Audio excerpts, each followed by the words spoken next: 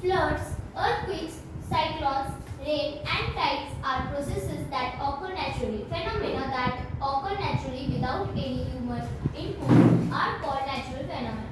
Some natural phenomena, such as rain, are beneficial for us, whereas other earthquakes and cyclones can be devastating and cause considerable damage to life and property.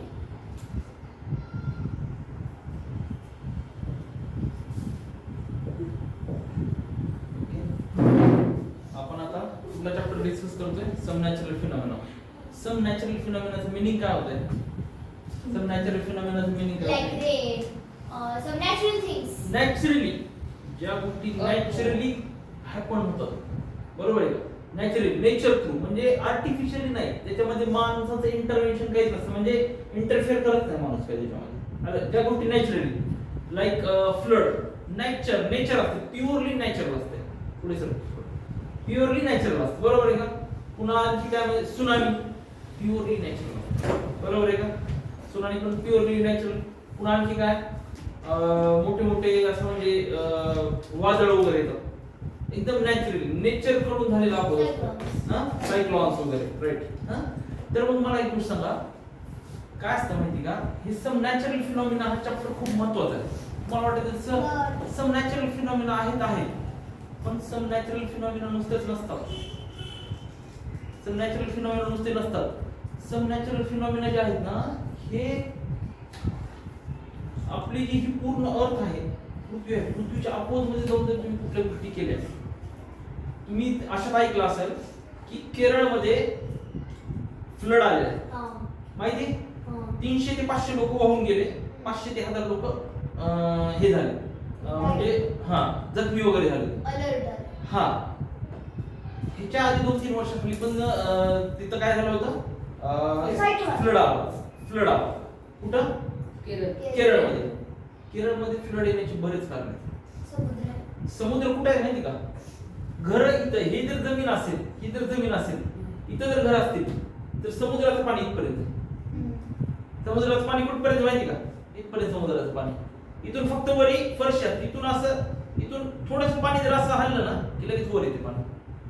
एवढं चिटकून पाणी केरळमध्ये. मी स्वतः केरळला गेलो, तुम्हाला माहिती आहे. एवढं जवळ आहे पाणी समुद्राचं, आणि समुद्राच्या काठीत लोकांनी घर बांधलेली. पहिली गोष्ट ती आहे. दुसरी गोष्ट काय असतं माहिती का, तुम्ही कधी ऐकलं असेल, नदी जी असते, नदी नेचरनं तयार केली, नेचर, बरोबर आहे का? निसर्गातून कुठून तरी पहिले झाडा येतो, नंतर मग पाणी वाहत मोठं असं मिळतं तुम्हाला. नंतर कारण नदी काय एका झटक्यात तयार होत नसते कधीच. नदी जी आहे ती हळूहळू तयार होत असते. पहिले छोटासा झरा असतो, नंतर पुन्हा हळूहळू तो झरा वाढत पाणी वाढतं, इकडचं तिकडची फ्लो येऊन त्याला मिळतात, आणि पुन्हा नदी तयार होते. पण नदी ही स्वतःचा मार्ग स्वतः तयार करते, माहिती आहे का तुम्हाला? नदी 500, 1000, 2000 किलोमीटर पर्यंत नदी असते. तुमच्या माहितीच सांगतो, बरोबर आहे? समजा आपल्या महाराष्ट्रातून निघाली एखादी नदी, तिकडे वेस्ट बेंगॉलला पण जाऊ शकते.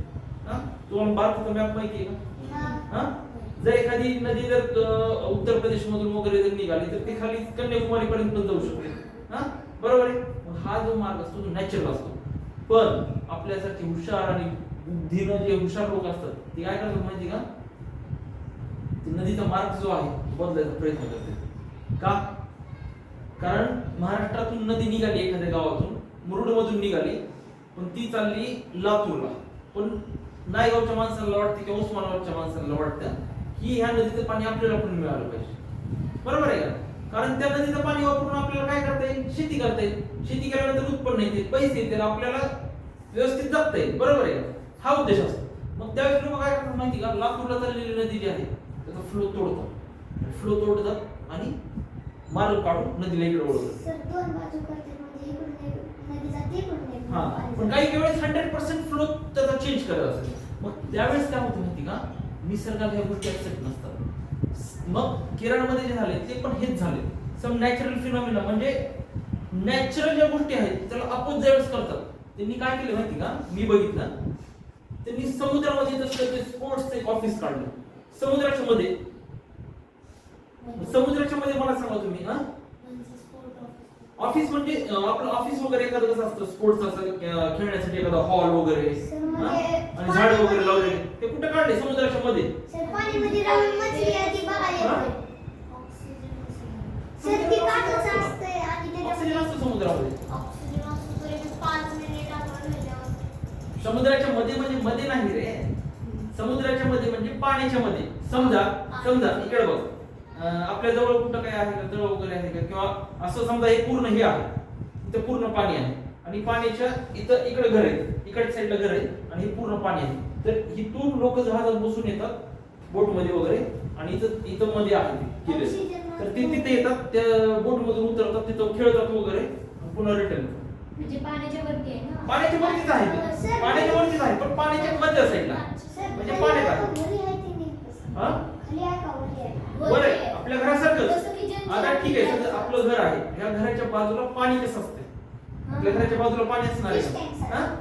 बरोबर आहे आपल्या घरात म्हणजे आता तुम्हाला जर घराच्या बाहेर जर पाऊल ठेवायचं म्हणलं तर तुम्ही बाहेर पाऊल ठेवू शकत नाही पाणी असते म्हणून तिथं जहाज येणार बोट मध्ये तुम्ही बसणार आणि मग जाणार लक्षात आलं का?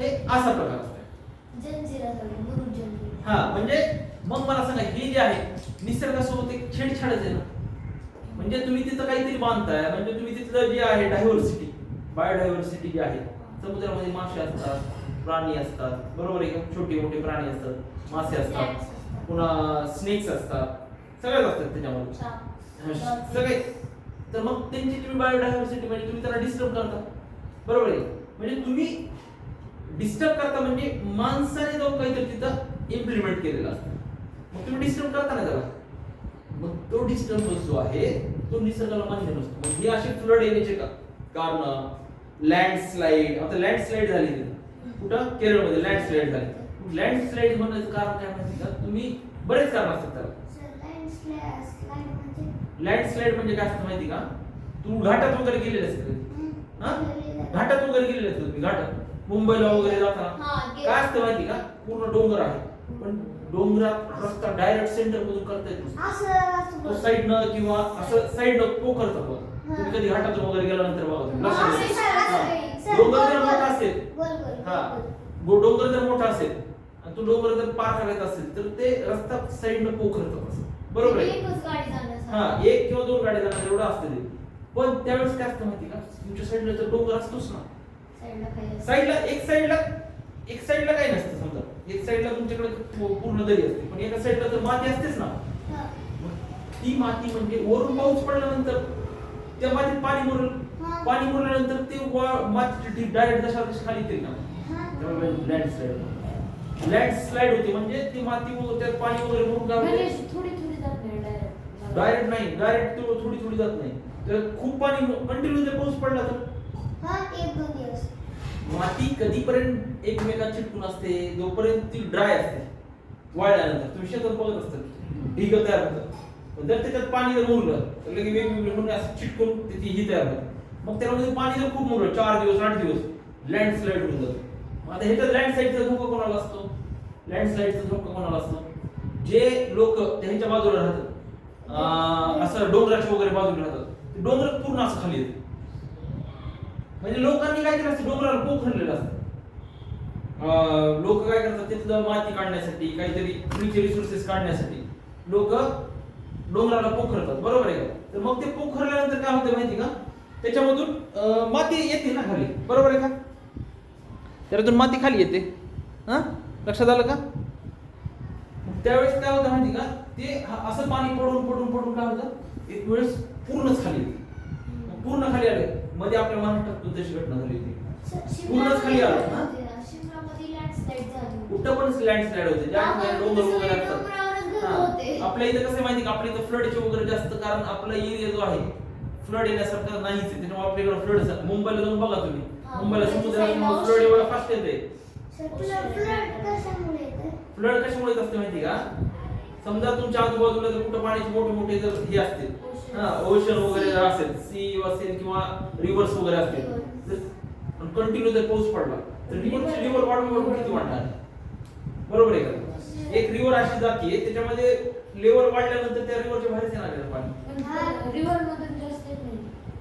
तेवढी येत नाही पण तरी सुद्धा रिव्हर का असतं माहिती का रिव्हर मधून फ्लड ज्यावेळेस येतो ना त्यावेळेस तो लिमिटेड असतो. समुद्रामधून येणारा तो फ्लड असतो, समुद्र ज्याच्या साईडला असतो ते तो फ्लड जास्त भयानक येतो. कारण समुद्रामध्ये पूर्ण पाणी असते, लेवल वाढली की डायरेक्ट पाण्यामध्ये घुसते माहिती आहे? मुंबईमध्ये दरवेळेस flood दरवेळेस. येतो. सायक्लोन कशामुळे हा? येतं सायक्लोन सायक्लोन ह्याच्यामुळेच म्हणजे असं जर वारं जर येत असतील ना म्हणजे कधी येतात बघा वारे ज्यावेळेस पाऊस पडायचा आहे, पाऊस वगैरे पडायचं जे आहे त्याच्या आधी थोडीशी वारे वाहतात आणि त्याच्यानंतर ते थंड वारे ढगाला लागतात आणि नंतर पाऊस पडायला लागतो. त्यावेळेस ते जे वारे येतात ते काही वेळेस समुद्रात असते, मग समुद्रावरती जमिनीवर येते, समुद्रातून येत असते ते वारे ऍक्च्युली. समुद्रामध्ये ज्यावेळेस जमिनीवर ट्रान्सफर होते त्यावेळेस पाणी ते येतं. डस्ट पार्टिकलला गोल गोल गोल फिरवतात. ते डस्ट पार्टिकल असे उडत मोठे मोठे हे होतं तयार. सर सायक्लोन एक्झॅक्टली कुठे येते हा? सायक्लॉनचा एरिया नसतो ठरलेला. सायक्लॉन बेनिफिशियल कधी असतात तोपर्यंत असतात जोपर्यंत समुद्र सी मध्ये असतात. पण सी मधून ज्यावेळेस ते याच्यावर येतात त्यावेळेस ते आपल्यासारख्या लोकांना परेशान करतात. सायक्लॉन अलग लक्षात, कारण त्याच्यामध्ये काही पण होऊ शकते नुकसान आणि ते सायक्लॉन खूप भयानक असतं. अलग लक्षात. एकदा मध्ये गेलं माणूस झालं. सर टाईड म्हणजे सर टाईड सर समज आता मुंबईच्या साईडला तर ओशन आहे, ठीक आहे. पुण्यामध्ये काय एवढं alert होतंय ना? हा? पुण्यामध्ये काय होतं? सर, पुण्यामध्ये काय होतं? पुण्यामध्ये ह्यावेळेस फ्लड आलं तुम्हाला माहिती आहे?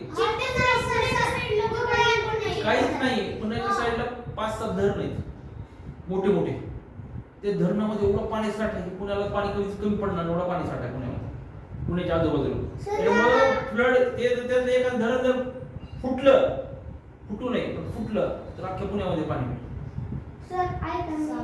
सर मी काय म्हणतो ते धरण पाणी साठवलेलं असतं. सर नदीचं पाणी जे आहे किंवा कशाचंही पाणी साठवलेलं असते, ब्लॉक केलेलं असते.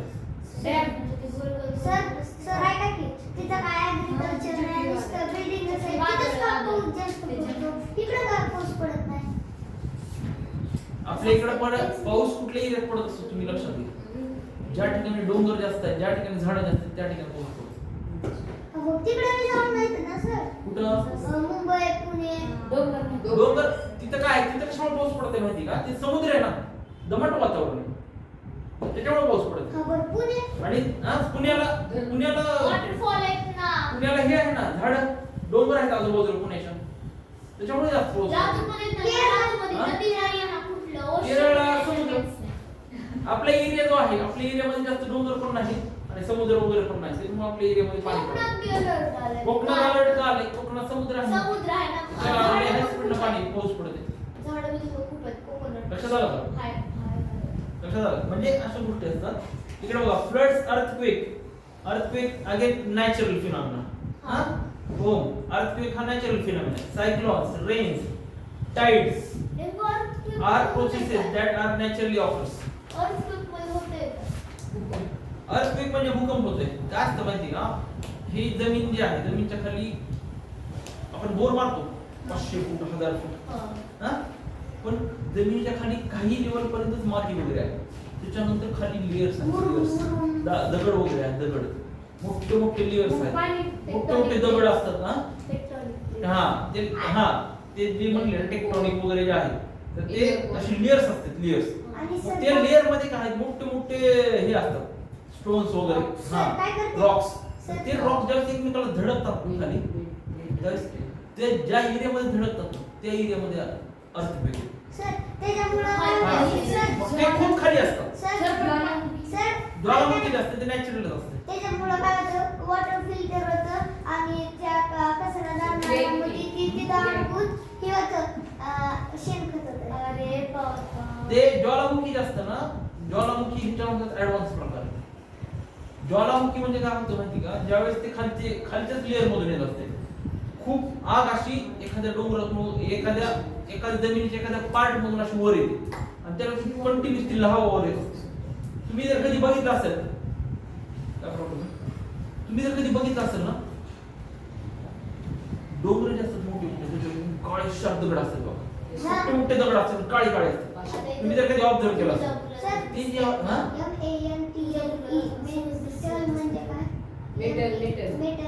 मेटल म्हणजे धातू रे, लोखंड वगैरे.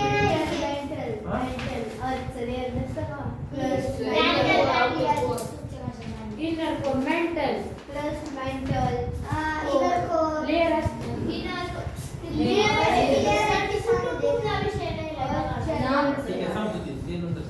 आलं का लक्षात? तर त्याच्यामध्ये काय होतं माहिती का, तुम्ही मोठे मोठे डोंगर वगैरे जर बघत असतील त्याच्यामध्ये मोठे मोठे काळ्या कलरचे दगड असतात. तर त्याच्यामध्ये काय असतं, ते दगड म्हणजे दगड नसतात सुरुवातीला, ते सुरुवातीला दगड नसतात, त्याच्यामधून तो ज्वाला बाहेर पडत असतो, अग्नी. तर त्याच्यामधून हा तर तो जो आहे मॅग्मा वर येतो, वर वर वर वर वर येतो आणि असा पसरत असतो एखाद्या जागेवर कंटिन्युअस वर वर वर येऊन पसरत असतो. मग त्याच्यापासून तो जो ज्यावेळेस तो मॅग्मा जो आहे ज्यावेळेस थंड झाला, थंड त्याच्यापासून काळा दगड तयार ज्वालामुखी जर आला तर त्या एरियामध्ये जे आहे बायोडायव्हर्सिटी पूर्ण खतम होते. म्हणजे हजार 500 वर्ष बायोडायव्हर्सिटी नसते.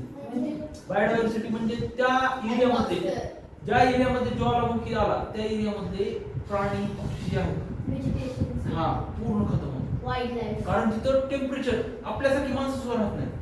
आपण सुद्धा बघायला ज्वालामुखी लाईव्हली कोणी शक्यतो बघतच नाही, शक्यतो लाईव्हली कोणी बघत नाही. कारण ज्वालामुखीच्या एरियात येते ना त्या एरियात सगळंच बायोडायव्हर्सिटी व्हेजिटेशन सगळं खतम होतं. कारण टेम्परेचर खूप हाय काय असतं. होतं हा.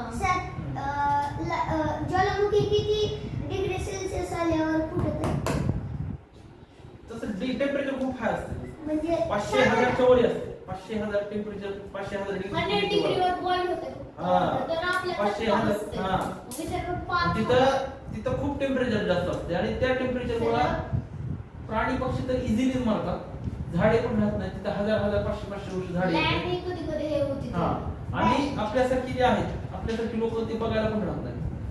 अलग लक्ष आपण फक्त स्वतःला प्राणी, आपण असं माणूस एक असा प्राणी आहे पृथ्वी तलावर जे स्वतःला खूप भारी समजतं. पण माणसाची ह्या पृथ्वी तलावर काहीच व्हॅल्यू नाही, काहीच. जसं मच्छर मरते का, जसं मच्छर मरायला काय 1 सेकंदाच्या आत मरते मच्छर. आपण असं मारलं की मच्छर मरून जातो, तेवढ्याच फास्ट माणूस मरतो. पण आणि तोपर्यंत आपण किती भांडणं करतो, हे करतो, तुझं माझं हे तुझं हे माझं हे तुझं हे असं ते तसं, मला हे असं बोललं, त्याला मारलंस, त्याला रागवलंस. पण माणसाचा जीव जाण्यासाठी आपण पृथ्वी तलावर आपला पूर्ण जीव जाण्यासाठी 1 सेकंद असते का, त्याला तो खूप छोटा पार्ट एवढा कमी वेळ लागतो आपल्या जीव निघून जातो. हा जातो. मी तुम्हाला सांगितलं व्हेन्स आणि आर्टरी जे असतात आपल्या बॉडीमध्ये, अटॅक आला समजा एखाद्या माणसाला, ब्लड वाहत असते, ब्लडची कधी जर शीर बंद जर पडली, ब्लॉक झाली, फ्लो थांबतो, माझी पूर्ण बॉडी बंद होते. फक्त काय होतं माहिती का, फक्त काय होतं, हे डोळे जे चालू आहेत ते डोळे बंद होतात, हार्ट चालू आहे, हार्ट बंद होतं. सर पण ब्लॉकेज असल्यावर माणूस जिवंत राहते ना कधी कधी म्हणजे खूप कमी पॉसिबल, जास्त राहते ना. जास्त नाही. Possible Blockage नाही. असलं- आजूबाजूला 2 झाले तरी राहते जिवंत. हा मग ते नशीब आहे, ते नशीब आहे. एखाद्या व्यक्ती हार्ट अटॅक आल्यानंतर पण जगतो, ते नशीब आहे. का माहिती का, डॉक्टर असा समोर जर बसलेला असेल आणि पेशंट जर इथं असेल आणि त्याला जर हार्ट अटॅक आला तरी सुद्धा डॉक्टर वाचू शकत नाही, एवढी क्रिटिकल कंडिशन असते. हा मग ते नशीब, मी सांगतोय ना, ते नशीब. कोणाला? हा तर ते नशीब, आपलं नशीब चांगले. माझ्या पप्पांचं किंवा आमचं नशीब खूप खराब होतं. पप्पांना पहिला अटॅक आला, पहिल्याच अटॅक मध्ये पप्पा कॅन्सर म्हणजे काय? हा? Blood cancer. ब्लड कॅन्सर म्हणजे ब्लड जे आहे प्युरिफाय होण्याचे जे आहे ते बंद होते. आपल्या बॉडीमध्ये किडन्या असतात, तर ते किडन्या जे आहेत आपलं ब्लड कंटिन्यू प्युरिफाय करत असतात. तुम्ही काही बी खाता का नाही, खाण्यामधून जाते ऑक्सिजन, ह्याच्यातून तुम्ही काही पिता स्टिंग वगैरे, तर त्याच्यातून हे असं मध्ये जाते काही बघणार. हे प्युरिफाय करण्याचं, ब्लड प्युरिफाय करण्याचे इथं किडन्या आहेत. मग तुम्ही जर कंटिन्युअस ड्रिंकिंग करणारे लोक असतात नाही ड्रिंकिंग करणारे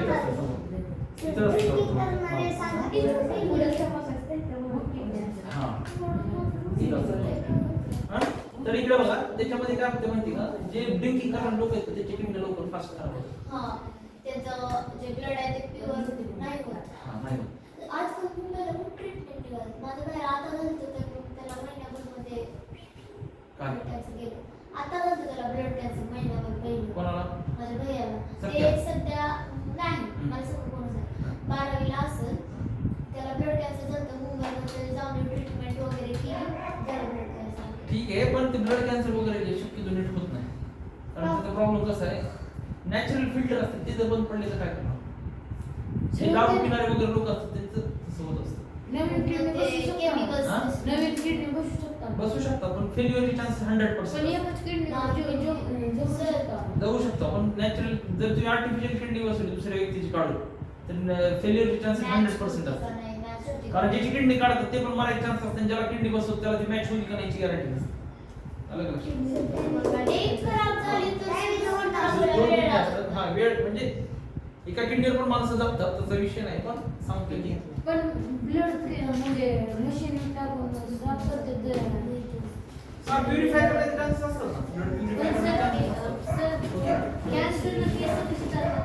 कॅन्सर केस म्हणजे मला एक गोष्ट सांग आपल्या केस येतात किंवा केस वाढतात नॅचरल प्रोसेस आहे का म्हणजे आपल्या बॉडीमध्ये सगळ्या गोष्टी ओके आहेत हा पण ह्या जर गोष्टी जर इनबॅलन्स झाल्या केस पांढरे होतात कोणाची केस का इनबॅलन्स झालं बरोबर आहे इनबॅलन्स झालं इनबॅलन्स असतं ते बॉडीमध्ये इनबॅलन्स असतं त्याच्यामुळे काय होतं माहिती का केस जास्त म्हणजे त्याला रिक्वायर्ड ज्या गोष्टी व्हिटॅमिन वगैरे जे आहेत ते व्हिटॅमिन इथं राहतात हा आलं का तुम्ही कुठं म्हणजे एवढं लवकर कुठं झालं